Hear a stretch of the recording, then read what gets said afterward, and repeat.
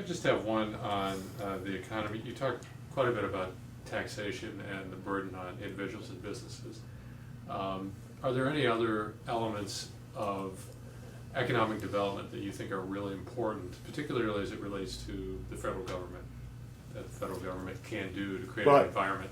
I mean, the only both states and federal government can create infrastructure.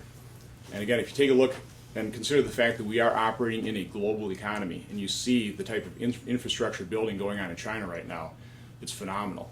We're going to have to compete with that. So I do believe the federal government, as one of the top priorities, does need to devote resources to improving the infrastructure, replacing what was built over 60 years ago. We have the example of the 35W bridge in Minnesota. I mean, we realize part of our infrastructure needs to be replaced and updated. And it's also extremely important for the state of Wisconsin. I was just down at Genoa looking at Lock and Dam number 8 and how important it is to maintain that infrastructure for our farmers, which is $60 billion, about 12% of our economy. They rely on exports. They rely on that transportation system to get their goods at a reasonable price down to market in the port of New Orleans. Should that infrastructure include an improved rail system, either freight rail or high-speed rail as being talked Well, about? one thing nice about rail is the rail system is largely private owned. The vast majority of rail system pays for itself. So that's paid for shippers like Packer. We utilize rail to get almost all of our raw material in. Mm-hmm. So the nice thing about rail is it's privately financed. So you have would you?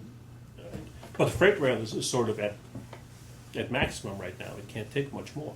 Would you support improving the freight rail system or the fast rail system? And what role are passenger rails? I understand. Well, passenger rails have got to be economic. They have to pay for themselves. I've used the Hiawatha line all the time. That one makes sense. Milwaukee to Chicago. You go down there, there's actually cabs. Mm-hmm. The one between Milwaukee and Madison, I think, is madness. Quite honestly, I can't imagine anybody using it. We're going to be supporting that for. We'll always be subsidizing that if that thing goes through. I hope that gets stopped. But the freight rail system mm-hmm. is financed by the rail companies. The rail companies are actually doing quite well. And they're happy.